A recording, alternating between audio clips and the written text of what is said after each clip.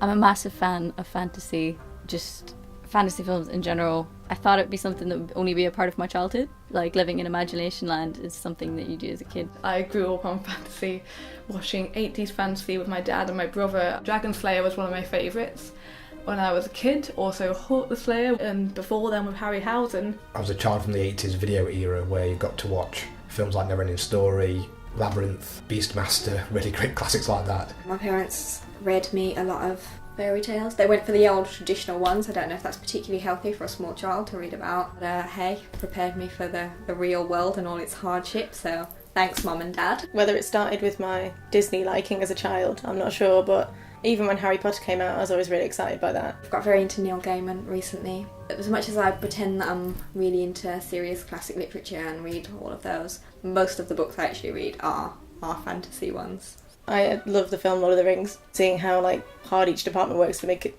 look amazing. I knew I wanted to work in film. I was a massive Lord of the Rings nerd when I was a kid, had posters everywhere and figures. Lord of the Rings was the film that changed things for me, and reading Peter Jackson's interviews, I was like, wow, okay, people can do this for a living? Really? In that case, that's what I want to do, of course. Why would I not want to do that? When I was 16, I tried to do a terrible comedy version of Lord of the Rings with my friends in all the lead roles, and hopefully the majority of the film will never see the light of day. For me, I like fantasy because of the escapism, because you can create so many problems in your everyday life that watching a film with someone's problems being completely otherworldly is somewhat of a relief. It helps people understand elements about themselves while still taking them out of their everyday life. It's a way to process what you're dealing with in the real world. But it does sort of shine a light on the reality of the world that we're in and going, okay, well, here's how brilliant people are in fantasy. Why aren't people better in real life? It's a way of dealing with life. Both people writing it, I guess, and people reading or watching it. I think there's a shortage of fantasy. I mean, Into the Woods has just come out, but I feel like you have to specifically look for something fantasy to find it now. I'm not sure what it is. I think films can be more overshadowed by visual effects and CG.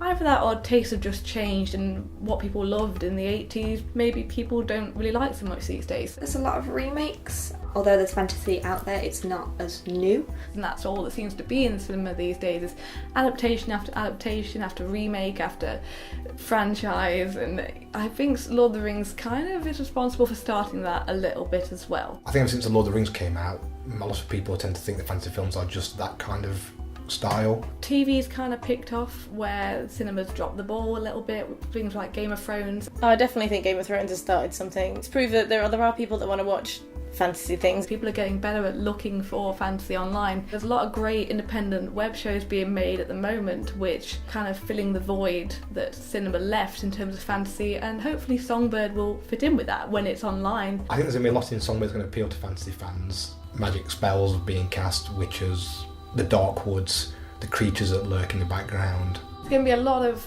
classic fantasy homages in this film to appeal to the people who have loved fantasy since they were children. But I'm hoping it should also appeal to people who necessarily didn't think they were fantasy fans. I think this is a much more contemporary version where it's set in a real world, in our world, and then it kind of travels into the more fantasy world like Labyrinth did back in the day. When you look at fairy tales, they're often metaphors for other things, and that's definitely the case with Songbird. Although it is very much a fairy tale style plot, it's a new story. You don't have to be the fan of magic and fairies and fairy tales, but everyone likes a good story, a good journey. It's not too otherworldly, it's a scenario that in my head could totally happen because I still have a really overactive imagination.